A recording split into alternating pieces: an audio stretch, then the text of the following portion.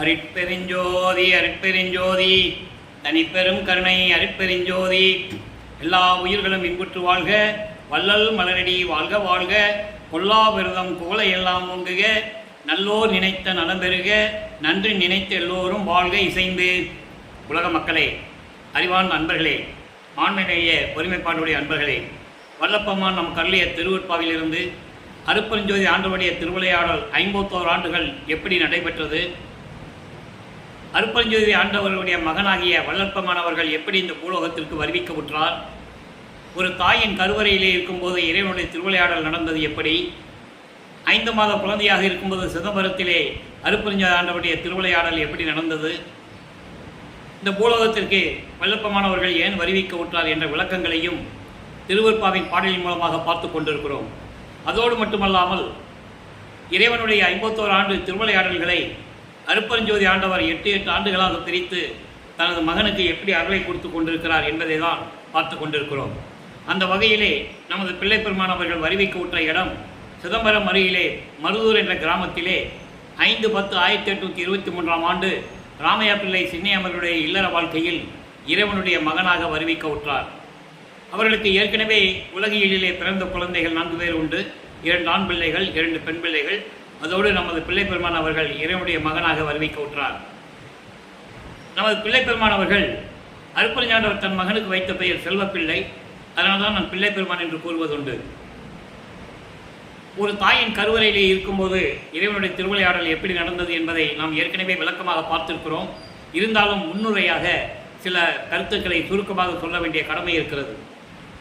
கருவறை இருட்டாக இருக்கிறதே தந்தையை என்று மகன் தந்தையிடம் கூறும்போது அருட்பெருஞ்சாண்டவர் தன் மகனுக்கு ஒளி காட்டியதையும், பசிக்கிறதே தந்தையே என்று மகன் கூறும்போது அருட்பெருஞ்சோதி ஆண்டவர் அருளமுதம் ஊட்டியதையும், காற்றே வரவில்லையே புழுக்கமாக இருக்கிறதே என்று சொல்லும்போது தன் மகனுக்கு அமுத காற்று வீசியதையும் எல்லாம் திருவிளையாடலுடைய நிலைக்களை விளக்கங்களை பார்த்தோம்.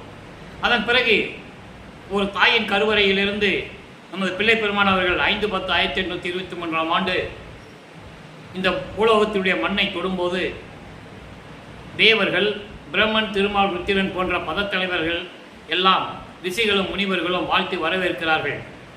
எங்களை ஆளப்போகும் அருட்கடலை என்று சொல்லி வாழ்த்தி வரவேற்று வணங்குகிறார்கள். அதன் பிறகு 5 மாத குழந்தையாக இருக்கும்போது சிதம்பரத்திலே தன் மகனுக்கு வெட்ட வெளியாக காட்டிய விளக்கங்களை எல்லாம் பார்த்தோம். இதெல்லாம் முடிந்த பிறகு ராமையா பிள்ளை அவர்கள் தங்களுடைய குல வழக்கப்படி அவர்களுடைய குல தெய்வமாகிய பின்னலூர் என்ற கிராமத்திலே, மருதூர் பக்கத்தில் பின்னலூர்னு ஒரு கிராமம் இருக்குது, அங்கே ராமலிங்கேஸ்வரர்னு ஒரு கோயில் இருக்குது. அந்த கோயிலில் தான் தன் மகனுக்கு ராமலிங்கம் என்று பெயரிட்டு முட்டை போட்டு காது குத்தி கடுக்கான் போட்டாங்க. அந்த கடுக்கானை பின்னாளில் கழட்டியது அருட்பெருஞ்சாண்டவர் என்பதை நாம் ஏற்கனவே விளக்கமாக பார்த்திருக்கிறோம். திருடன் படத்தில் வந்து கழட்டியது. ஆக இப்படி நிலைகள் நடந்து கொண்டிருக்கும்போது ராமையா பிள்ளை அவர்கள் காலமான உடனே சின்னைமையார் அவர்கள் 5 குழந்தைகளை அழைத்து கொண்டு பொன்னேரி அருகில் இருக்கின்ற சின்னக்காமனம் என்ற கிராமத்திற்கு செல்கிறார்கள். அந்த ஊர் தான் நம்ம பிறந்த ஊர். சில காரணங்களால் அங்கே இருக்க முடியவில்லை. அதன் பிறகு சென்னையிலே வந்து குடியேறுகிறார்கள். அவர்கள் குடியேறிய பகுதி ஏழுகணர் பகுதியில் இருக்கின்ற வீரசாமி தெருவிலே குடியேறுகிறார்கள். இதுதான் முன்னுரை. அடுத்து முதல் 8 ஆண்டுகள், அதாவது 1824 ஆண்டிலிருந்து 1840 ஆண்டுகள் வரை, இந்த 16 ஆண்டுகளில் நமது பிள்ளை பெருமானுடைய நிலை என்ன? ஒவ்வொரு 8 ஆண்டுகளிலும் ஒரு திருமுறை உருவாகிறது. முதல் திருமுறை 1வது 8லும், 2வது திருமுறை 2வது 8லும், 3வது திருமுறை 3வது 8லும், இப்படி 6 திருமுறைகளும் உருவாகிறது. ஆக பிள்ளை பெருமான் அவர்கள் வளர்ந்து கொண்டிருக்கிறார். பள்ளியிலே சேர்க்க வேண்டிய காலம் வந்து விட்டது. பள்ளியிலே கொண்டு போய் சேர்க்கிறார்கள். இப்போ முதல் 8 ஆண்டுகளில் வல்லற்பமான் இந்த பூலோகத்துக்கு வருவிக்க விட்டு 8 ஆண்டுகள் வரைக்கும் நமது குழந்தை இறைவன் எப்படி இருந்தார்? பள்ளியில் சேர்க்குறாங்க. பள்ளியில் படிக்க முடியாதுன்னு வெளியே வந்துடுறாரு. பள்ளியில் படிக்க முடியாதுன்னு வெளியே வந்துட்டா அந்த குழந்தைக்கு எப்படி அந்த வீட்டில் பிரச்சனைகள் இருக்குன்னு நமக்கு தெரியும். திட்டுவாங்க, ஏசுவாங்க, சாப்பாடு போடும்போதெல்லாம் திட்டுவாங்க. இந்த நிலைகள்லாம் உருவாகி கொண்டிருக்கிறது. அதனால் நமது பிள்ளை பெருமான் அவர்கள் ஒரு தனிமையான இடத்தை தேடுகிறார். அப்படி கிடைச்ச இடம்தான் கந்த ஓட்டம் என்ற ஒரு முருகன் கோயில். எல்லாரும் தூங்கிட்டு இருக்கும்போது எதிர்த்து வந்துடுவார். இரவில் எல்லாம் தூங்கின பிறகு தான் அவர் வீட்டுக்கு போவார். இந்த நிலை 8 ஆண்டுகள் வரைக்கும் தொடர்ந்து கொண்டிருக்கிறது. முதல் 8 முடிஞ்சு போச்சு. இரண்டாவது 8 தொடக்கம். 9வது ஆண்டில் அருட்பெருஞ்சாண்டவர் தன் மகன் முன்னில் எழுந்தருளி, மகனே, நீ என்னால் வருவிக்க உற்றவன். உன்னால் இந்த பூலோகத்தில் சில காரியங்கள்லாம் நடக்க வேண்டியது இருக்கிறது. அதனால்தான் நான் உன்னை வருவிக்க செய்தேன். இந்த உலகியலிலே நீ 51 ஆண்டுகள் இருக்க வேண்டிய காலகட்டத்தில் நீ இருந்து கொண்டிருக்கிறாய். உனக்கு முன்பருவம் பின்பருவம் காட்டி அருள் செய்வேன். முதலில் ஞானத்தை பெற்றுக்கொள் என்று சொல்லி மறைந்து விடுகிறார். பிள்ளைப்பெருமான் அவர்கள் ஞானத்தை பெற்றுக்கொள்ளுகிறார். அதன் பிறகு பாடல்களை பாடுகின்ற ஆற்றலை பெற்றுக்கொள்ளுகிறார். பிரபஞ்சத்தின் உண்மைகளெல்லாம் அவருக்கு தெரிகிறது. அதனால் பாடுகிறார். இந்த நிலையில் அவருக்கு ஒரு மறைப்பு நிலை ஏற்படுகிறது. அருட்பெருஞ்சோதி ஆண்டவர் தான் உண்மையான கடவுள்னு அவருக்கு தெரியாது. சுத்த சன்மார்க்கம் இருக்கிறது அவருக்கு தெரியாது. சைவ சமயத்தின் தலைவனாகிய இவர் சைவ குலத்திலிருந்து வருவிக்க விட்டதனால் சைவ குலத்தின் தலைவனாகிய சிவபெருமானை ஏற்றுக்கொண்டு மந்திரங்களை சொல்லி, நமச்சிவாயா சிவாய எனும் மந்திரங்களை சொல்லி சிவபெருமானை வழிபட்டு கொண்டிருக்கிறார். 1ஆம் திருமுறை உருவாகிறது. நான் ஏற்கனவே கூறியது போல 8 பதியங்கள், 812 பாடல்கள் நம்ம ஒவ்வொரு பதியமாக பார்த்துட்டு இருக்கோம். இதுவரைக்கும் சிவனே செவன்பா, வடிவுடை மாணிக்க மாலை, திருவருள் முறையீடு போன்ற பதியங்களை எல்லாம் பார்த்து விட்டோம். இப்போ மகாதேவ மாலை பதிகம் 5 மகாதேவ மாலை பாடலுடைய விளக்கங்களை பார்த்து கொண்டிருக்கிறோம். மகாதேவ மாலை என்பது சிவபெருமானுடைய நிலையை கூறுவது. எப்படிப்பட்ட இறைவன் சிவபெருமான் என்ற நிலையை உலக மக்களுக்கு அந்த பாடல்களில் நம் கருளி இருக்கிறார்கள். நம்ம அதை பார்த்துட்டு இருக்கோம். நல்லா கவனிங்க. ஒன்று மட்டும் மனசில் நல்லா வச்சுக்கோங்க. வல்லப்பெருமான் அவர்கள் சிவபெருமானையும் சைவ குலத்தில் இருந்ததையும் விரும்பி இருந்ததில்லை. இறைவனுடைய திருவிளையாடல் தான் நடந்தது என்பதை பின்னாளில் கூறுவார். இப்போ தற்சயமாக அவருக்கு மறைப்பு நிலை இருக்கிறது.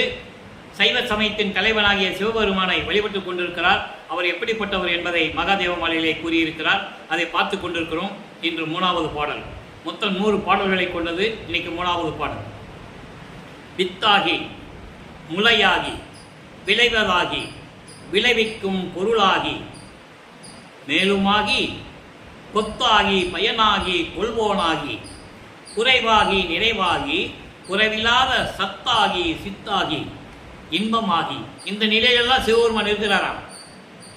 சதா நிலையாய் எவ்வுயிருக்கும் சாட்சியாகி, முத்தாகி, மாணிக்கமாகி, தெய்வ முழுவயிர தனிமணியாய் முளைத்த தேவே. இது பாடல். இந்த பாடலை விளக்கம் பாருங்க. வித்தாகி என்பது இந்த பிரபஞ்சம் தோன்றுவதற்கு காரணமாகி. ஒரு விவசாயி ஒரு நிலத்தில் பயிரிடணும்னா முதல்ல வித்து தான் போடணும். அதுக்கு பிறகு அது முளைக்கும், முளைச்சி வளரும். வளர்ந்த பிறகு அதனுடைய பலன் நம்ம அனுபவிக்கணும். அதே போல வித்தாகி என்பது இந்த பிரபஞ்சத்தை உருவாக்கி இந்த பிரபஞ்சம் தோன்றுவதற்கு காரணமாகி. நல்லா கவனிக்கணும். பிரபஞ்சம் தோற்றுவித்துன்னு சொல்லலாம். இந்த பிரபஞ்சம் தோற்றுவிக்க காரணமாகி அதிலே முளையாகி அசையும் அசையா பொருள்களை உருவாக்குவதற்கு காரணமாகி அதன் பிறகு உயிரினை காக்கும் பலனாகி, அதாவது விளைவதாகி பிரபஞ்சத்தை உருவாக்கியாச்சு. அதில் அசையும் அசையா பொருள்களை உருவாக்கியாச்சு. அப்போ உயிரினங்களை உருவாக்கணும். உயிரினங்களையும் உருவாக்கியாச்சு. உயிரினங்களை உருவாக்கி விளைவிக்கும் பொருளாகி, அந்த உயிரினங்களை காக்கக்கூடிய கடவுளாகி. பொருளாகி என்பது கடவுளாகி. அப்போ பிரபஞ்சத்தை உருவாக்கி அண்டங்களையும் உலகங்களையும் படைத்து அதன் பிறகு அசையும் அசையா பொருள்களை உருவாக்கி உயிரினங்களை உருவாக்கி. உயிரினங்கள் என்பது 84 லட்ச யோனி வேதங்கள் என்று சொல்லுவார். 84 லட்ச உயிர், அதாவது பிறப்பு உறுப்பு இருக்கின்ற உயிரினங்கள். அப்படியெல்லாம் உயிர்களை உருவாக்கி எல்லாவற்றையும் கொடுக்கக்கூடிய கடவுளாகி, அதற்கு மேலாகி எல்லாவற்றையும் காக்கும் பொருளாகி, கொத்தாகி, காக்கும் பொருளாகி, அதனுடைய பயனாகி, எல்லாவற்றையும் அனுபவிக்கும் இறைவனாகவும், அப்படிப்பட்ட இறைவனாகவும் குறைவாகி, நிறைவாகி, குறைவில்லாத சத்தாகி. சத்தாகி என்பது இயற்கை உண்மையாகவும், சித்தாகி என்பது இயற்கை உண்மையின் விளக்கமாகவும். சத்து என்பது இயற்கை உண்மை, சித்து என்பது இயற்கை உண்மையின் விளக்கமாகி. நல்லா கவனிக்கணும். இப்போ சிவபெருமான சத்தாகி சித்தாகின்னு சொல்றாரு. சுத்த சன்மார்க்கத்தை பெற்ற பிறகு அருட்பெருஞ்சோதி ஆண்டவரை சொல்லுவார். அதனால தான் அருட்பெருஞ்சோதி ஆண்டவரை இயற்கை உண்மை விளக்க கடவுள் என்று சொல்லுவார். தனிப்பெரும் தலைமைப்பதி என்று சொல்லுவார். ஆக இப்படியெல்லாம் நிலைகள் இருக்கும்போது இறைவனாகி எப்பொழுதும் நிலையாக இருக்கக்கூடிய இறைவனாகி எவ்வுயிருக்கும் சாட்சியாகி முத்தாகி, முத்தாகி என்பது முத்து போன்ற இறைவன், வைரம் போன்ற இறைவன். அப்படிப்பட்ட இறைவனே, அப்படிப்பட்ட இறைவன் வைரமாகவும் முத்தாகவும் முளைத்த தேவே. முளைத்த தேவை என்பது தானாக தோன்றிய இறைவன், சுயமாக தோன்றிய இறைவன். இப்போ சைவ சமயத்தில் இவர் இருப்பதனால் சுயமாக தோன்றிய இறைவன் என்று ஆதிசிவனை கூறுகிறார். நல்லா புரியணும். ஆதிசிவனை தான் சைவ சமயத்தில் முதல்ல தோன்றியதை சிவன் என்று சொல்லுவார்கள். சுத்த சன்மார்க்கத்தை வந்த பிறகு அதெல்லாம் இல்லை, நான் தெரியாமல் சொல்லிட்டேன், அற்ப அறிவாக இருந்தது, அதனால் நான் அதில் இருந்தனால அப்படி சொல்லிட்டேன். அப்படி கிடையாது. அற்புதஞாண்டவர் என் தந்தையை ஆட்கொண்ட பிறகு ஆதியம் அந்தமில்லா தோன்றிய இறைவன் அருட்பெருஞ்சோதி ஆண்டவர், அவர்தான் இயற்கையின் உண்மை விளக்க கடவுள் என்று கூறுவார். அந்த விளக்கத்தை இன்னைக்கு நம்ம பார்க்க போகிறோம். நல்லா கவனிச்சுட்டே வரணும். ஆக 9வது ஆண்டிலிருந்து 12 ஆண்டுக்குள் மகாதேவ மலை உருவாகிறது. சிவபெருமானுடைய நிலையை கூறிவிட்டார். அதன் பிறகு ஞானத்தை பெற்ற பிறகு 13வது ஆண்டு தியாகராஜனை கும்பிடுவதற்காக திருவொற்றியூருக்கு போகிறார். அங்கே தியாகராஜ பெருமான் இருக்காரு, அதை கும்பிட போகிறாரு. மனசு தூண்டி விடுது. நான் ஏற்கனவே கூறியது போல அருட்பெருஞ்சாண்டவர் திருவிளையாடல் நடக்கு, தன் மகனை திருவொற்றியூருக்கு கூட்டு போன்னு சொல்லி மனதை தூண்டி விடுறாரு. இவர் போகிறாரு. நமது குழந்தை இறைவன் கால் வலிக்க அவர்கள் தங்கியிருந்த பகுதியிலிருந்து, ஏழுகிணர் பகுதியிலிருந்து திருவொற்றியூருக்கு நமது குழந்தை இறைவன் 13வது ஆண்டில் கால் வலிக்க நடந்து செல்லுகிறார்.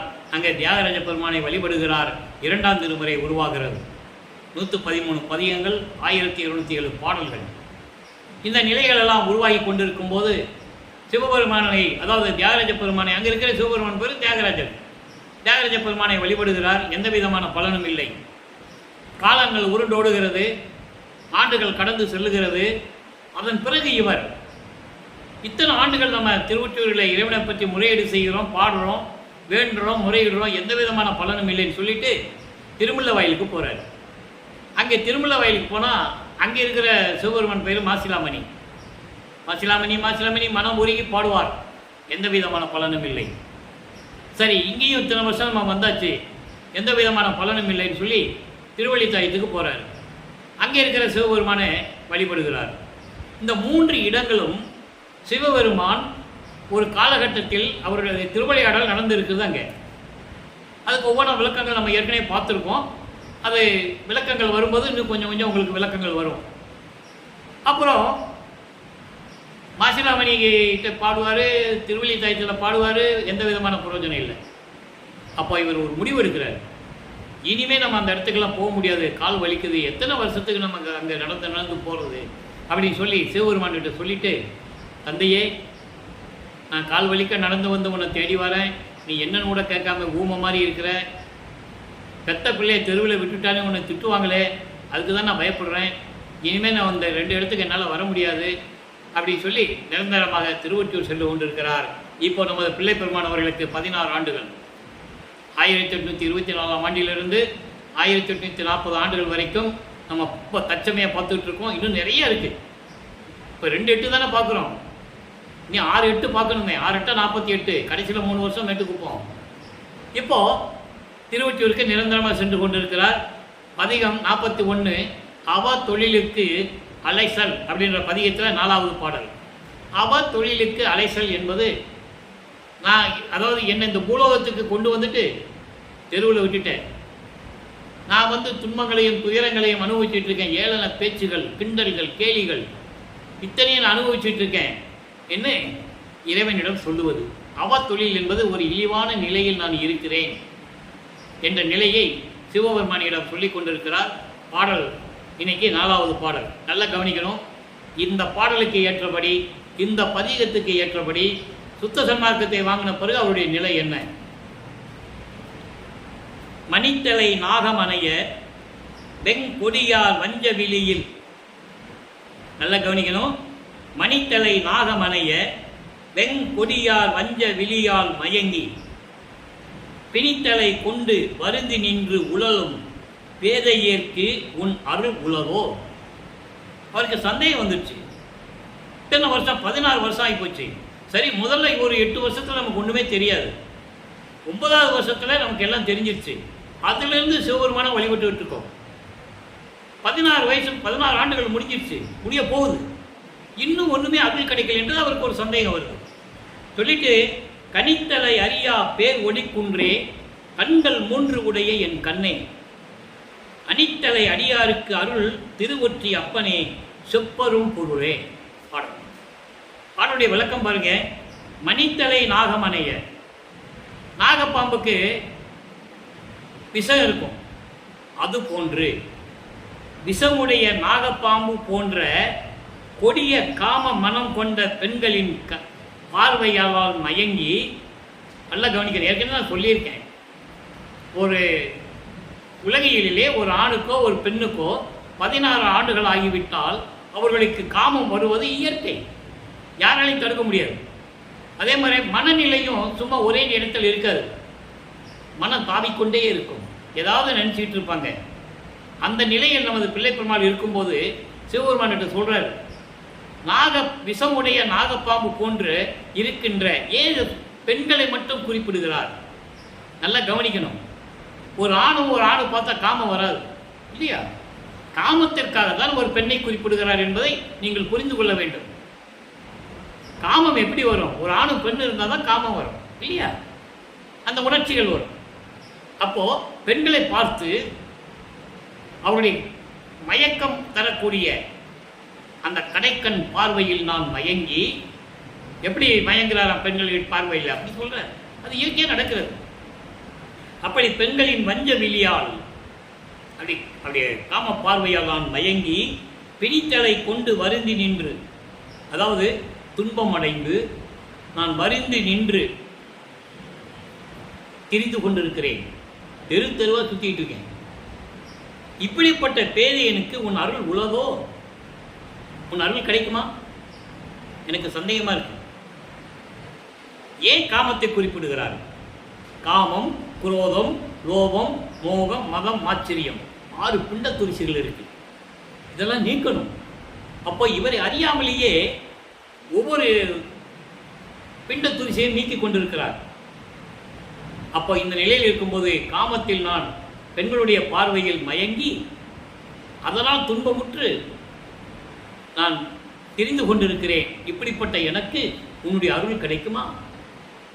சொல்லிட்டு சொல்றாரு, கனித்தலை அறியா பேர் ஒளி குன்றே. அதாவது உன்னை கணித்து சொல்ல முடியாத அளவிற்கு, உன்னை நினைத்து உன்னுடைய நிலை என்ன என்பதை எனக்கு தெரிந்து கொள்ளாத அளவிற்கு இருக்கின்ற ஒளி குன்றே. ஒளி குன்றேன்னு சொல்லும்போது ஒளி வீசக்கூடிய இறைவனை என்று சொல்லுகிறார். அப்படிப்பட்ட இறைவனே, கண்கள் 3 உடைய என் கண்ணே, நெற்றிக்கண்ணோடு 3 கண்கள் உடைய என் இறைவனை, அனித்தலை அடியாருக்கு அருள் திருவொற்றி அப்பனே.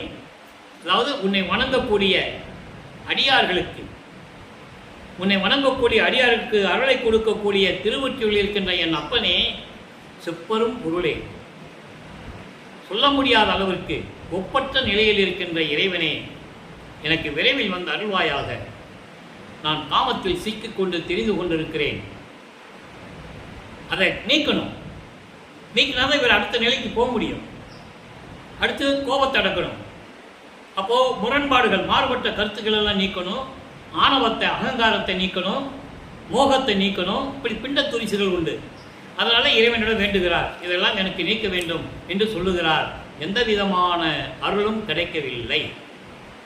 சிவபெருமானிடமிருந்து இவர் அருளை பெற முடியவில்லை. ஏனென்றால் அங்கே அருப்பஞ்செய்தி ஆண்டவருடைய திருவிளையாடல் நடந்து கொண்டிருக்கிறது. சிவபெருமான் ஒரு மதத்தின் தலைவன், ஒரு சமயத்தின் தலைவன். அதே போல திருமால் என்பவன் வைஷ்ணவ சமயத்தின் தலைவன்.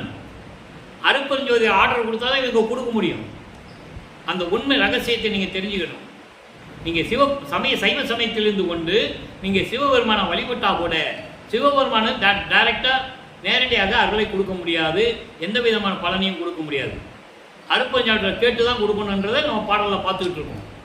நல்லா புரிஞ்சுக்கணும். அவங்க எந்த நிலையில் இருக்கிறாங்கன்றதை இன்றைக்கி நம்ம பார்க்க போகிறோம்.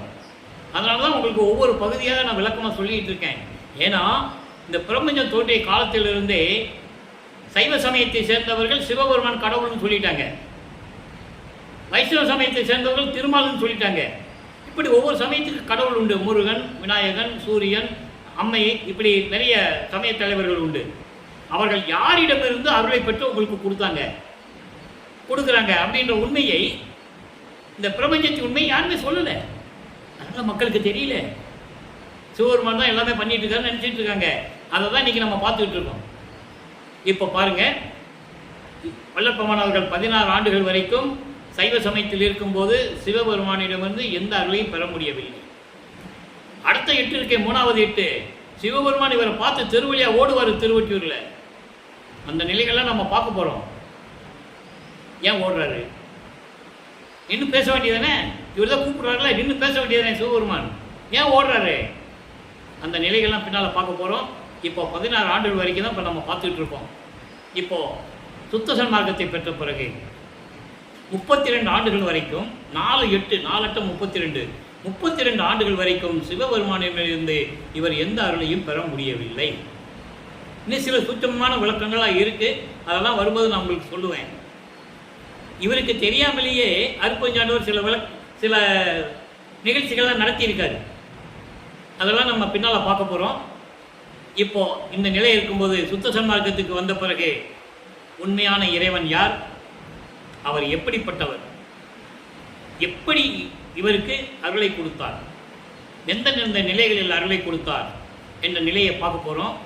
அங்கே சிவபெருமான் இப்போ அதை மறந்துடணுமீங்க. சுத்த சன்மார்க்கத்தை பற்றி பேசும்போது சைவ சமயத்தின் தலைவன் சிவபெருமானை மறந்துடணும். அது இல்லைன்ட்டார், அதை மறந்துடணும். இப்போ பாருங்க, உறவானை என் உயிருக்குள் உயிரானானை உரு பிள்ளைகளாய் செய்யினும் அவை உண்ணி என்னை மறவானை அறவாளி வழங்கினானை வஞ்சகர்க்கு திருக்கோயில் வலிக்க பாடம் திறவானை. இந்த வரி அண்டர்லைன், முக்கியமான வரி. இந்த ஒரு வரிக்கு விளக்கம் மட்டும் சொல்லணும்னா 1 மாதம் சொல்லலாம். நமக்கு தான் நேரம் பத்தலை. அதனால் ரொம்ப அந்த விளக்கங்களையெல்லாம், இறைவன் கொடுத்த விளக்கங்களையெல்லாம் சுருக்கி, அவருடைய தயவாலையும் கருணையாலையும் பெற்ற விளக்கங்களையெல்லாம் சுருக்கி உங்களுக்கு நான் சொல்லிக்கிட்டு இருக்கேன். வஞ்சகர்க்கு திருக்கோயில் வலிக்க பாடம் திறவானை என்னளவில் திறந்து காட்டி சிற்றவையும் பொற்சவையும் சேர்வித்தானை. அற்புதமான பாடம். அதனால தான் நான் ஒவ்வொரு நாளும் சொல்கிறேன், கவனமாக கேட்கணும். அருட்பெருஞ்சாண்டவர் யார், அவருடைய மகன் வல்லற்பெருமான் அவர்கள் எப்படிப்பட்டவர் சொல்ற பாருங்க. என்னளவில் திறந்து காட்டி சிற்றவையும் பொற்றவையும் சேர்வித்தானை இரவானை பிறவானை. அங்க சொல்றாருல சிவபெருமானை, ஆதியில் தோன்றிய இறைவன் சொல்றாருல, இங்க அருட்பெருஞ்சாண்டவர் எப்படி சொல்றாரு? பிறவானை இரவானை இயற்கையானானை. அங்க சத்து சித்துன்னு சொல்லுவார்ல சிவபெருமானை, இங்க என்ன சொல்றாரு? இயற்கையானானை. அந்த சத்து சித்து யாரு? சிவபெருமான் இல்லை, அருட்பெருஞ்சோதி. நீங்கள் கோயிலுக்கு போங்க, ஒரு சின்ன விளக்கம் தரேன். நீங்கள் சிவபெருமான் கோயிலுக்கு போங்க, எந்த கோயிலுக்கு வேணால் போங்க, கருவறையில் சிலை இருக்கும் இல்லையா? அதை என்ன பண்ணுவாங்க? குறிப்பிட்ட டயத்துக்கு தான் திறந்து காட்டுவாங்க. அது வரைக்கும் அதை சுத்தம் பண்ணி நீராட்டி எத்தனையோ அபிஷேகங்கள் செய்து அலங்காரம் பண்ணி அப்புறம் திரையை விளக்கிட்டு அந்த ஒளி காட்டி அந்த ஜோதி காட்டுவாங்கல்ல, அந்த ஜோதியினுடைய ஒளியில தான் நீங்கள் அந்த முகத்தை பார்க்கணும். ஜோதி காட்டாமல் அந்த முகத்தை நீங்கள் பார்க்க முடியாது. அதான் இறைவன் கொடுத்த சூட்சமமான விளக்கம். அப்போ அந்த ஜோதி யாரு? அருட்பெருஞ்சோதி. அருட்பெருஞ்சோதிய ஒளியில தான் நீங்கள் அவன் முகத்தை காட்டணும், முகத்தை பார்க்கணும். அருட்பெருஞ்சோதி கொடுக்குற அருளால் தான் உங்களுக்கு அவர் பகிர்ந்து கொடுக்கணும். அவர் நேரடியாலாம் கொடுக்க முடியாது. இப்போ சொல்றாரு பாருங்க, என்னளவில் திறந்து காட்டி சிற்றவையும் பொற்றவையும் சேர்வித்தானை இரவானை பிறவானை இயற்கையானானை எம்மானை கண்டு கழித்திருக்கின்றேனே. இது பாடல். இந்த பாடலுடைய விளக்கம் பாருங்க. உறவானை, உறவு. என்ன உறவு அவருக்கு? அங்க சொல்லுவார், 5 மாத குழந்தையாக இருக்கும்போது சொல்லுவாரு, எப்படி நான் என்னுடைய தந்தையை பார்த்தேன்னு எப்படி சொல்லுவாரு? தில்லை தளத்தடையை திரை தூக்க தரிசித்த போது, அதாவது நடராஜன் கோயிலில் திரையை மூடிடுவாங்க, அதுக்கு அலங்காரம் பண்ணுவாங்க, அபிஷேகம் பண்ணி அலங்காரம் பண்ணி திரையை திறப்பாங்க. திரை தூக்க தரிசித்த போது யார் தரிசிக்கிறாங்க? இவர் ஒன்றும் கும்பிடல, அங்கே இருக்கிற மக்கள் சிவபெருமான் அதாவது நடராஜனை கும்பிடுறாங்க. இவர் பார்த்துக்கிட்டே இருக்கிறாரு. இவன் யாரு அப்படி பார்த்துக்கிட்டே இருக்கும்போது அருட்பெருஞ்சாண்டவர் தன் மகனுக்கு வெட்ட வெளியாக காட்டுகிறார். மெய் வகை மேல் காட்டாதே எந்தனக்கே வெளியாய் காட்டிய மெய் உறவாம். அதான் இங்க உறவுன்னு சொல்றார். மெய் உறவாம், உண்மையான தந்தை என்ற உறவு. அருட்பெருஞ்சாண்டவர் தான் எனக்கு தந்தை, தெளிவா சொல்றார். அப்போ ராமையா பிள்ளை யாரு? உபசாரத்தால் பெற்ற தந்தை. அவங்க தான் இறைவனுடைய திருவிளையாடல அந்த மகனை கொண்டு வர முடியும். அதனால தான் அருட்பெருஞ்சாண்டவர் தனது மகனை ஒரு விந்தினுடைய அணுவாக்கி ராமையா பிள்ளை விந்து பையில கொண்டு வைக்கிறார். இந்த உண்மையை யாரும் இதுவரைக்கும் சொன்னதில்லை. விளக்கங்கள் உண்டு. ஏன் மறைச்சாங்க? யோசிச்சு பார்க்கணும். நீங்க ஏன் மறைச்சாங்க? அதை எப்படி வல்லபவான் உருவானார்னு மக்களுக்கு சொல்லணும்ல. மற்ற சமய தலைவர்கள் சொன்னாங்கல்ல, நெற்றிக்கண்ணிலிருந்து சிவபெருமான முருகனை கொண்டு வந்தாருன்னு சொன்னாங்கல்ல, மக்கள் நம்பினாங்கல்ல. நீ சொல்லணும் இல்லை இதை. அதை தான் சொல்றாரு. மெய் உறவு யாரு? எனக்கு அருட்பெருஞ்சோதி தந்தை ராமையா பிள்ளை. இன்னொன்று ஒரு விஷயம் சொல்லுங்க, நல்லா கேட்காங்க. திருமுறைகளிலே 6 திருமுறைகளிலும் எனது தந்தை ராமையா பிள்ளை, எனது தாய் சின்னையம்மன் அவர் சொன்னதே கிடையாது. பதிலாக என்ன சொல்வார் தெரியுமா? என்னை பெற்று தந்தவர்கள் புண்ணியவாளிகள், பாக்கியவாளிகள் என்று சொல்வார். பாக்கியசாலிகள், புண்ணியம் செய்தவர்கள், அதனால் தான் இறைவனுடைய திருவாள் என்னை பெற்றெடுத்து கொடுத்தார்கள் என்று சொல்லுவார். சின்னையம்மையர்களை உபசாரத்தால் பெற்ற தாய் என்று சொல்லுவார். உபசாரம் என்பது அவங்க கடமை. அது கடமை. அந்த அம்மா 9 மாதம் 4 நாட்கள் நம்முடைய குழந்தை இறைவனை வாயில், அதாவது வயிற்றுல சுமந்து வச்சு கொடுக்கணும். அந்த அம்மா வாய் வழியாக சாப்பிட்ற உணவு போகிற சத்தெல்லாம் அந்த பிள்ளைக்கு போகாது. அந்த குழாயே கிடையாது. அவர் கருவில் இருந்தே உணவு உள்ளாதவர், உணவு உண்ணாமல் இருந்தவர், சாப்பிடுவது கிடையாது. இறைவனுடைய அருளமதம் உண்டவர். அவர் உலகிலே இருக்கும்போது, சைவ நெறியிலே இருக்கும்போது மற்றவங்களுக்கு தெரியும். ஏதாவது சாப்பிட்ற மாதிரி அவர் சாப்பிடும்போது சாப்பிட்ற மாதிரி மற்றவங்களுக்கு தெரியும். அந்த உணவு தொண்டைக்குள்ள உள்ள போகும்போதே அமுதமாக போயிடும். உள்ள அமுதமாக போயிடுன்றதை பாடல்ல சொல்றாரு. நான் ஏற்கனவே சொல்லியிருக்கேன். திருவருட்பாவில் இருக்கின்ற இந்த விளக்கங்கள் எல்லாம் கற்பனைகள் அல்ல, கதை அல்ல. நான் சொல்லுகின்ற விளக்கங்கள் எல்லாம் திருவருட்பா பாடலுடைய விளக்கங்கள், உண்மையான விளக்கங்கள். இது சத்தியம் என்று நான் பல தடவை சொல்லியிருக்கிறேன். ஆக இந்த நிலையில் இருக்கும்போது சொல்றாரு உறவானை. இந்த உறவானைக்கு இவ்வளவு விளக்கம் இருக்கு. அந்த ஒரு வரிக்கு, எனக்கு தந்தை என்று உறவு கொண்ட இறைவனை, என் உயிருக்குள் உயிரானவனை. அங்க எப்படி சொன்னாரு? வித்தாகி, முளையாகி, விளைவதாகி, விளைவிக்கும் பொருளாகி, அப்படிலாம் சொன்னார்ல சிவபெருமான. இங்க என்ன சொல்றாரு? என்னுடைய தந்தையாகி, என் உயிருக்குள் உயிராகி.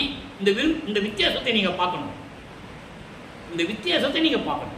அதுக்காக தான் அங்க இருக்கிற 41வது பதிகத்துக்கு இங்க இருக்கிற 41வது பதிகத்தில் விளக்கம் தராரு அதே பாட்டுக்கு என்பதை நீங்கள் புரிந்து கொள்ள வேண்டும். இந்த விளக்கங்கள்லாம் எடுத்து சொல்றதுக்கு இறைவனுடைய தயவும் கருணையும் இருந்தால் தான் முடியும். இல்லைன்னா முடியாது. சும்மா போற போக்கில் பாட்டுக்கு விளக்கம் சொல்றது விளக்கம் கிடையாது. வளர்ப்பமான எனது தந்தை வளர்ப்பமன் என்று நான் பெற்ற கருணையும் தயவும் உங்களுக்கு விளக்கமாக தந்து கொண்டிருக்கிறேன். சரி, அப்படிப்பட்ட இறைவனை ஒரு பிள்ளைகள் ஆயினும் செய்யணும். நான் என்னதான் தப்பு செஞ்சாலும் சரி, செஞ்சிட்டேனே. நமச்சிவாயின்னு சொன்னேன், சிவாய நமன் சொன்னேன், சிவசிவான்னு சொன்னேன். அவனை தான் கடவுள் நான் நினச்சிட்டு வணங்கி கொண்டிருந்தேனே. இருந்தாலும் கூட அவற்றையெல்லாம் நினைத்து அவை உண்ணி, நான் சமயத்தையும் மதங்களையும் மார்க்கங்களையும் சார்ந்து இருந்த போது நான் செய்த பிழைகளையெல்லாம் நான் செய்திருந்தாலும் கூட அவைகளெல்லாம் நினைத்து, உண்ணின்னா நினைத்து, அப்படியெல்லாம் நினைச்சு என்னை மறவானே, இவன் தப்பானவன், இவனை சேர்க்கக்கூடாது. நமச்சிவாயன் சொன்னான்ல, சிவாய நமன் சொன்னான்ல, அவன் தான் கடவுள்னு சொன்னான்ல, இவனை ஏன் நம்ம ஏற்றுக்கணும்? அப்படின்னு இல்லாம அறவாளி வழங்கினானே. அறவாளி என்பது அறத்தோடு இருக்கின்ற ஒரு நெறி. அறத்தோடு இருக்கின்ற நெறி சுத்த சன்மார்க்க நெறி. சுத்த சன்மார்க்கத்தை கொடுத்தவனே, அதான் அறவாளி. அருள்கடலே இருக்கின்ற இறைவனும் சொல்லலாம். ஆனால் சுத்த சன்மார்க்கத்துடைய விளக்கம் அறவாளி என்பது சுத்த சன்மார்க்க நெறியை எனக்கு கொடுத்தவனை. அடுத்து சொல்றார் பாருங்க, அண்டர்லைன் சொன்ன ஒரு வரி, வஞ்சகருக்கு திருக்கோயில் வள்ளிக்க பாடம் திறவானே. வஞ்சகர்கள் யாரை சொல்றாரு? மக்களை சொல்றாரா? மனிதர்களை சொல்றாரா? இல்லை. பிரம்மன், திருமால், ருத்திரன், மகேஸ்வரன், சதாசிவம் போன்ற மதத்தலைவர்கள், இந்திரன், தேவர்கள், முனிவர்கள், ரிஷிகள், இவர்கள் வஞ்சகர்கள். அப்படிப்பட்டவர்களுக்கு சத்தியஞான சபையினுடைய கதவை திறக்க மாட்டார் இறைவன். திருக்கோயில் வலிக்க பாடம் திறவானை. அந்த மெயின் டோர் இருக்குல்ல, சத்தியஞான சபை மெயின் டோரு, முதல் கதவு, அந்த கதவோட திறந்து காட்ட மாட்டாராம் அருட்பெருஞ்சாண்டவர். இந்த வஞ்சகர்களுக்கு, பிரம்மன் திருமால் போன்ற வஞ்சகர்களுக்கு அங்கே சத்தியஞான சபை கதவோட திறக்கிறது இல்லை, வெளியே நில்லுங்கடான்னு வரான். அந்த பாட்டுக்கு இன்னொரு விளக்கம் நம்ம படிக்க போகிறோம், எல்லாம் கவனிக்கணும். இந்த உண்மைகள் எல்லாம் வல்லப்பமன் அவர்கள் தான் கூறியிருக்கிறார். அவர் நான் ஏற்கனவே சொல்லியிருக்கேன், இந்த பாடல்களில் திருமுறையில் இருக்கின்ற சத்தியஞான சபை என்பது வடலூரில் இருக்கின்ற சத்தியஞான சபை அல்ல. அங்கே இருக்கிற சத்தியஞான சபை, இங்கே வடலூரில் இருக்கிற சத்தியஞான சபை மக்களுக்காக. சத்தியஞான சபை எப்படி இருந்தது, அதனுடைய அருள் என்ன அப்படின்னு காட்டுறதுக்கு தான் வடலூரில் சத்தியஞான சபையை நிறுவியது என்பதை நீங்கள் புரிந்து கொள்ள வேண்டும். தீப வடிவில் தீப ஒளியில் அருட்பெருஞ்சாண்டவர் இருக்கிறான்னு மக்களுக்கு சொல்லணும். அதுக்கு தான் இந்த சத்தியஞான சபை. கொலையும் கொலையும் தவிர்த்து தான் வரணும். உயிர்களை கொலை செய்யணும் வரக்கூடாது, மாமிசம் அசைவ உணவுகள் சாப்பிட வரக்கூடாது, வந்தாலும் அருள் கிடைக்காது. இந்த உண்மையை மக்கள்கிட்ட யார் சொல்றதுக்கு பயப்படுறாங்க. இப்போ பாருங்க, அப்படி சத்தியஞான சபை கதவை திறக்காதவனை என்னளவில் எனக்கு மட்டும் திறந்து காட்டி சிற்றவையும் பொற்சவையும் சேர்வித்தாரை. அப்ப யாருமே அங்க போய் சத்தியஞான சபையில் பார்க்க முடியல. பிரம்மன் திருமால் கொடுத்துக்கலாம், எனக்கு மட்டும் என்னளவில். ஏனென்றால் நான் சுத்த சன்மார்க்க நெறியில் உடையவன், என் தந்தையால் ஆட்கொள்ளப்பட்டவன், உயிரின் மேல் தயவும் கருணையோடு கொண்டவன் நான், ஜீவகாரணை ஒழுக்கத்தை மக்களிடம் சொன்னவன் நான். அதனால்தான் அந்த கதவை திறந்து என்னளவில் திறந்து காட்டி பொற்றவையையும் சிற்றவையையும் என்னை சேர்வித்தானை. அப்படி எனக்கு அருளியவனை, இரவானை பிறவானை, பிறப்பு இறப்பு இல்லாதவன், சுயமாக தோன்றிய இறைவனை, இயற்கை உண்மை விளக்க கடவுளை, எம்மானை, எனது தந்தையை, எனது அரசனை, எனது கடவுளை, எனது இறைவனை நான் கண்டு கழித்திருக்கின்றேனே என்று கூறுகிறார். உங்களுக்கு வித்தியாசம் தெரிஞ்சிட்டா? அங்க சொன்ன மகாதேவ மாலைக்கும் வித்தாகி முளையாகி விளைவதாகி விளைவிக்கும் பொருளாகி கொத்தாகி மணியாகி எல்லாம் சொல்லுவார்ல, இங்கே என்ன சொன்ன பாடல் விளக்கம் உங்களுக்கு புரிஞ்சிருக்கும். அப்போ உண்மை கடவுள் யார்? சிவபெருமானுடைய சைவ சமயத்தின் தலைவன் சிவபெருமான் ஒரு பத தலைவன். அதோடு அவன் நின்றுக்கணும். அவன் எதாவது வேணாலும் அருட்பெருஞ்சாண்டவர் போகணும். ஆக எம்மானை கண்டு கழுத்தில் சொல்லிட்டார்ல. இப்போ அந்த கதவை திறந்து காட்டினாவே யாரும் போக முடியலன்னு சொன்னாங்கல்ல, அதுக்கு ஒரு விளக்கம் தரணும். போகிற போக்கில் மாட்டு விளக்கம் சொல்லிட்டு போயிட முடியாது. மற்றவங்க மாதிரி எல்லாம் நம்ம பேச முடியாது. உண்மையை சொல்லி ஆகணும். அந்த உறுதியை, அந்த அருளை, அந்த தைரியத்தை எனக்கு வல்லப்பமானவர்கள் அருளி இருக்கிறார்கள் என்பதை நான் பெரும் மகிழ்ச்சியுடன் உங்களுக்கு தெரிவித்துக் கொள்கிறேன். இப்போ பாருங்க, 147வது பதியத்தில் சொல்லுவார், அதை பஞ்சகற்கு திருக்கோயில் வலிக்க பாடம் திருவானை என்ற பாடலை பதிய 41 சொல்லிட்டு அதுக்கு முழு விளக்கமும் வஞ்சகர்கள்லாம் யாருன்னு சொல்லணும்ல, அது முழு விளக்கமும் 147வது பதிகம் அனுபவ மாலையில 53வது பாடல்ல சொல்றாரு. வஞ்சகர் யார்? இங்க பாருங்க, அரி பிரம்மர் சுரர் முனிவர் முதல்வோர் சொல்லிட்டாரா வஞ்சகர்கள் யாருன்னு? திருமால், பிரம்மன், தேவர்கள், முனிவர்கள், ரிஷிகள், இவங்க எல்லாமே வஞ்சகர்கள் சொல்லுவாரு. பிரம்மனை மகா கொலை பாதகன் என்று சொல்லுவார், மகா கொலை பாதகன் என்று சொல்லுவார். ஈவு இறக்கலாம கொலை செஞ்சவங்களாம் அவங்கெல்லாம். திருமாலை சொல்லுவார் கொலை குற்றவாளின்னு சொல்லுவார். திருமாலை யார் சொன்னது? இந்த பிரபஞ்சத்தில் யாரும் சொன்னதில்லை இல்லையா? இவர் சொல்றாரு, வஞ்சகர்கள் அரி பிரமர் சுரர் முனிவர் முதலோர் கொடியேறு வடிவுடையார் என் கணவர் சபையில். தன்னை இறைவனை கணவர் என்று சொல்லுகிறார். அந்த அனுபவமாலை என்னன்னா, இவரை காதலியாகவும் இறைவனை காதலனாகவும், இவரை மனைவியாகவும் இறைவனை கணவனாகவும் வர்ணனை செய்து அந்த 100 பாடல்கள் சொல்லியிருப்பார். நம்ம ஏற்கனவே அது விளக்கம் கொடுத்துருக்கோம். அருட்பெருஞ்சோதி ஆண்டவருடைய திருவிளையாடல் என்ற பதிவிலே 400 வீடியோ போட்டிருக்கோம். இருந்தாலும் அந்தந்த நேரங்களில் இந்த விளக்கம் தர வேண்டியிருக்கு. 41வது பதியத்தில் வஞ்சகர்கள் சொல்லிட்டாரு. அந்த வஞ்சகர்கள் யாருன்னு மக்களுக்கு உண்மையை சொல்லணும். நான் வஞ்சகர்கள் அவங்களுக்கு சொல்லிட்டு போயிட்டா மக்களுக்கு நம்பிக்கை வரணும். இவர் தப்பா சொல்றாரு அப்படின்னு நம்பிக்கை போயிடும் இல்லையா? அதனால தான் இந்த விளக்கம் தரேன். அரி பிரமர் சுரர் முனிவர் முதலோர் கொடி ஏறு வடிவுடையார். இங்க பாருங்க, கொடி ஏறு வடிவுடையார். இங்கே தங்கம் போன்று மின்னிக் கொண்டிருக்கின்ற வடிவத்தில் தேகத்தில் இருக்கின்ற இறைவன் கொடி ஏறு வடிவுடையார். அங்கே சமயத்தில் இருக்கும்போது கொடி ஏறு வடிவுடையார்னா திருநூறு சிவபெருமான் சொல்லுவார். நல்லா புரிஞ்சுக்கணும். அங்க கொடி ஏறு வடிவுடையார் என்பது சிவபெருமான், இங்க கொடி ஏறு வடிவுடையார் என்பது அருட்பெருஞ்சோதி. கொடி என்பது தங்க துகள்கள். தங்க துகள்கள் எப்படி தக தக தக தக தகன்னு மின்னும். அப்படி உடைய இறைவன் என் கணவர் சபையில், அவருடைய கணவர் சபையை தான் அங்கே சத்தியஞான சபை. அப்படிப்பட்ட சபையில் பொற்படி கீழ் நிற்பது பெற்ற பரிசு என நினைத்து இடியேறு போன்று இருமாந்து இருக்கின்றாரடி.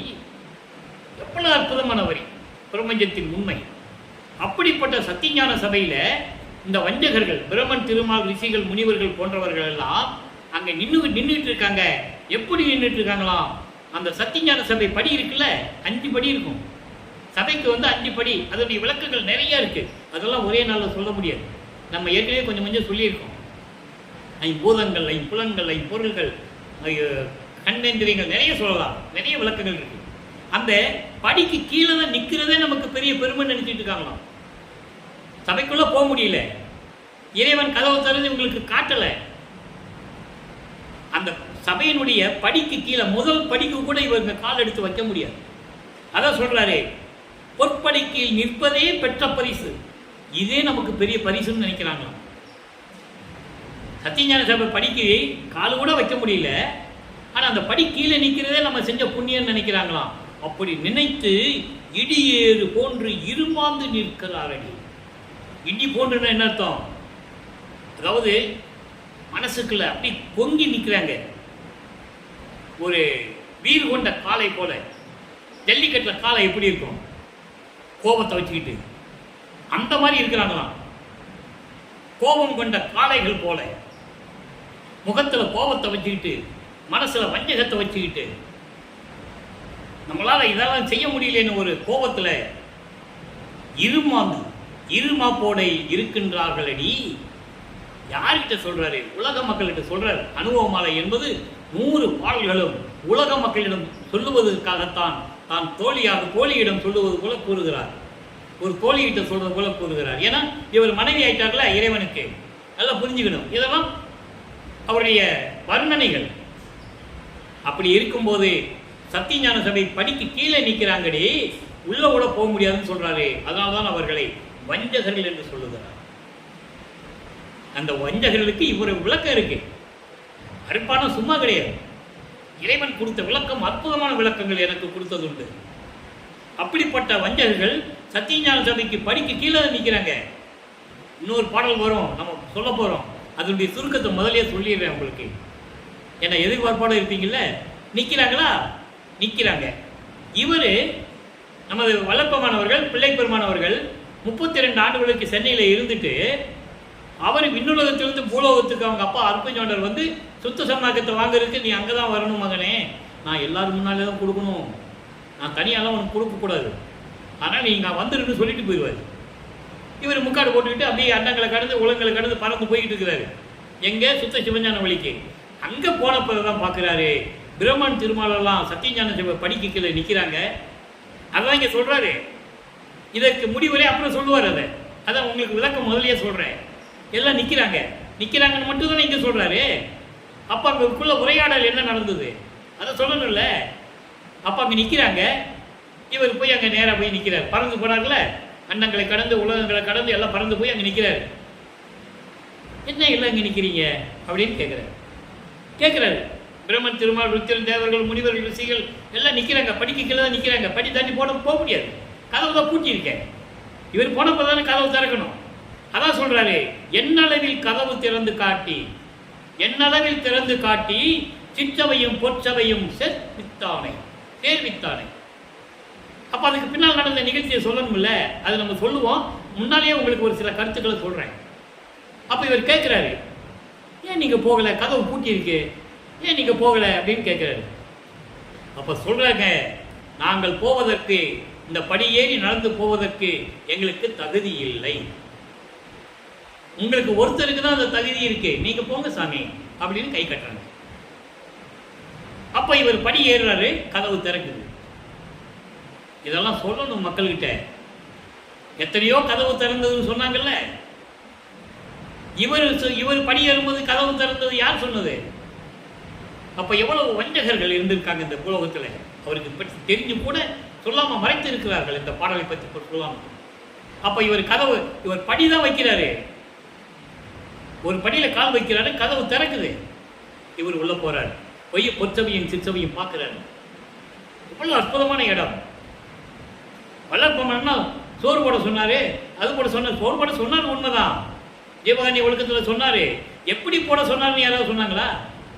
அது விளக்கத்தை நம்ம ஜீவகாருண்ய ஒழுக்கத்தில் நீங்கள் நம்ம யூடியூப்ல போய் ஜீவகாருண்ய ஒழுக்கம் அப்படின்னு நீங்கள் டைப் பண்ணீங்கன்னா உங்களுக்கு கிடைச்சிடும். 7 பிரிவாக போட்டிருக்கேன், 7 பிரிவு, 7 வீடியோ போட்டிருக்கேன். பாருங்க ஜீவகாருண்ய ஒழுக்கம் என்னன்னு. அப்போ இவர் கால் வச்சோன்னா அங்கே கதவு திறக்குது, உள்ள போற. உள்ள போனோடனே என்ன நடந்தது? பாமகனே, உன் வருகைக்காக நான் காத்து கொண்டிருக்கிறேன் அன்பறிஞர் சொல்றாரு. அன்பர்களே, இதெல்லாம் பாடல்ல இருக்கு. நான் கதையாகவோ கற்பனையாகவோ உங்களுக்கு நான் சொல்லலை, ஆதாரங்கள் திருவருட்பாவில் இருக்கு. மாமகனின் சொல்ல தந்தை வரவேற்கிறார். இவர் முக்காடு போட்டு போறாரு. மகனே, இந்த ஆடைகளை எல்லாம் கலைந்து விட்டு, எப்படி சொல்றாரு? இந்த ஆடைகளை எல்லாம் கலைந்து விட்டு புனித நீராடி மங்கள புத்தாடை அணிந்து அணிகலன்கள் அணிந்து மங்கள கோலத்துடன் வருவாயாக. உனக்கு நான் மணிமுடி சூட்ட வேண்டும், சுத்த சன்மார்க்கத்தை கொடுக்க வேண்டும், சாகா கல்வியை உனக்கு கற்றுத்தர வேண்டும் அப்படின்னு சொல்றார். அப்பா ரைட், அப்பா சொல்லிட்டாருன்னு சொல்லிட்டு இவர் போய் முக்காடை எடுத்துட்டு மற்ற அணிகளெல்லாம் அணிஞ்சு பொன்னாடையெல்லாம் வச்சு கட்டி வந்து உட்கார்றாரு. மகனுக்கு மணிமகுடம் சூட்டுகிறார், இளவரசன் பட்டத்தை கொடுக்கிறார், சுத்த சன்மார்க்கத்தை கொடுக்கிறார், சாகா கல்வியை கற்றுக் கொடுக்கிறார். இதெல்லாம் முடிகிறதுக்கு அங்கே 1 வருஷம் ஆயிடுச்சு. அது 1 வருஷம் மேலே இருக்காரு. யார் சொன்னது இதை மக்களிடம்? வல்லப்பமானவர்கள் சென்னையை விட்டு போகும்போது அங்கே 1 வருஷம் இருக்காரு. இங்கே என்ன சொல்லுவாங்க? அப்படியே பொடி நடையா சென்னையிலேருந்து அப்படியே பொடி நடையா வந்து நடந்து வந்தார், சிதம்பரத்துக்கு போனார். என்ன இது பேச்சு? எவ்வளவு ஒரு அபத்தமான ஒரு பொய்யை சொல்கிறாங்கன்னு நீங்கள் புரிஞ்சுக்கணும். வள்ளலாரை பற்றி. அவர் அண்டங்களை கடக்கக்கூடியவர், பல ரூபத்தில் இருக்கக்கூடியவர், உருவமாகவும் இருப்பார், அருவமாகவும் இருப்பார். இந்த நிலைகள் அவருக்கு உண்டு. அதனால தான் மேட்டுக்குப்பத்தில் அருவமானது கத்தையோடு கலந்து அருவமாகி ஜோதியானது. யார் கண்ணுக்கும் தெரியாது. அப்படி சொல்லணும். கதவை கூட்டிட்டு மறைஞ்சிட்டாருன்னு சொல்லக்கூடாது. கதவை கூட்டிட்டு மறையிறதுக்கு அங்கே போனாரு இல்லை. அப்போ இந்த நிலைகள் எல்லாம் உலக மக்களுக்கு தெளிவாக சொல்ல வேண்டும் என்பதற்காக தான் இந்த பாடலை உங்களுக்கு நான் கூறியிருக்கிறேன். அடுத்த ஒரு வரி பாருங்க, இன்னும் முடியல. நானும் விளக்கத்தை சுருக்கணும் தான் பார்க்குறேன். பேச பேச விளக்கங்கள் வந்துக்கிட்டே இருக்கு. இறைவன் எனக்கு கொடுத்துக்கிட்டே இருக்கிறார். அடுத்து பாருங்க, எல்லாரும் அதிசயக்க. அதான் நான் சொன்னேன்ல, படிக்கு கீழே நிற்கிறாங்க அவங்க, கதவு திறக்கல. இவர் கால் அடித்து வைக்கிறாரு. அங்கே அருப்பஞ்சாண்டவருக்கு தெரியும் மகன் வெளியே நிற்கிறாருன்னு. இவர் முதல் படியில் கால் எடுத்து வைக்கிறாரு. சத்தியஞான சபை கதவு திறக்குது, உள்ள போறாரு. இந்த நிகழ்ச்சிகள்லாம் நடக்குது. எல்லாரும் அதிசயக்க வெளியே நிற்கிறாங்கல்ல. பிரமன், திருமால், ருத்திரன், மாணவர்கள், தேவர்கள், முனிவர்கள், ரிஷிகள், சித்தர்கள், முத்தர்கள், சத்தர்கள், சக்திகள் எல்லாம் நிற்கிறாங்க. அவங்கெல்லாம் அதிசயிக்கும்படி. அவங்க உள்ள போக முடியாது, வெளியே நின்று தான் பார்க்கணும். அங்கே சத்தியஞான சபையில் என்ன நடந்தாலும் சரி, இவங்க வெளியே இருந்து தான் பார்க்கணும். அதான் சொல்றாரு, எல்லாரும் அதிசயக்க ஈண்டு திருச்சபையின் படியேறி தலைவர் அடிவுறும் அமுதம் பருகுகின்றேன் சொல்லிட்டாரா? நான் சொன்னது உண்மைன்னு உங்களுக்கு புரியுமாக்கோ? திருச்சபையின் சத்தியஞான சபையில் படியேறி நான் உள்ள போய் எல்லாரும் அதிசயமா பார்த்துக்கிட்டு இருக்காங்க. நான் போய் இறைவனுடைய திருவடியில் இருக்கின்ற அருளமுது, இறைவனுடைய திருவடி அருள்முது என்பது இறைவனுடைய அருளமுது. இறைவனுடைய அருளமுது நான் பருகுகின்றேன். எவ்வளவு பெரிய விளக்கம்! எங்க இருக்கின்ற பாடலுக்கு எப்படி விளக்கம் தரார் பாருங்க. இது இறைவன், மறுபடியும் சொல்றேன், இறைவனும் தெய்வமும் கருணை இருந்தால் தான் இது சொல்ல முடியும். எனவே அன்பர்களே, நீங்கள் எல்லாம் சுத்த சன்மார்க்கத்தில் இணைந்து தீப வடிவில் இருக்கின்ற அருப்பெருஞ்சோதி ஆண்டவரை வணங்கி, அருப்பெருஞ்சாண்டவரும் வல்லற்பமான 2 பேரும் ஒன்று தான். நீங்கள் வல்லற்பமானை வணங்கினாலும் சரி, அருப்பெருஞ்சோதி ஆண்டவர் என்று சொல்லி வழங்கினாலும் சரி, மகாமந்திரத்தை சொல்ல வேண்டும். அருப்பெருஞ்சோதி அருப்பெருஞ்சோதி தனிப்பெரும் கருணை அருப்பெருஞ்சோதி என்ற மகாமந்திரத்தை சொல்லி இறைவனிடமிருந்து எல்லா அருள்களையும் செல்வங்களையும் எல்லாம் பெற்று நீங்கள் இந்த வையகத்திலே வாழ்வாங்கு வாழ வேண்டும், மரணமில்லா பெருவாழ்வில் நீங்கள் வாழ வேண்டும் என்று இறைவனுடைய தயவையும் கருணையும் பெற்ற வள்ளலார் ஊழியன் என்ற தயவில் உங்களை வாழ்த்தி வணங்கி விடைபெறுகிறேன். நன்றி, வணக்கம். அருட்பெருஞ்சோதி அருட்பெருஞ்சோதி தனிப்பெரும் கருணை அருட்பெருஞ்சோதி. தினமும் இறைவனுடைய திருவிளையாடல்களும் பிரபஞ்சத்தின் உண்மைகளும் அருட்பெருஞ்சோதி ஆண்டவனுடைய அருள் வல்லமைகளும் அவர் எப்படியெல்லாம் மகனை ஆட்கொண்டார் என்ற நிலைகளையும் தினமும் நாம் கூறுகிறோம். கேட்டு கண்டு கேட்டு மகிழ்ந்து இறைவன் அருளை பெற்றுக்கொள்ளுங்கள்.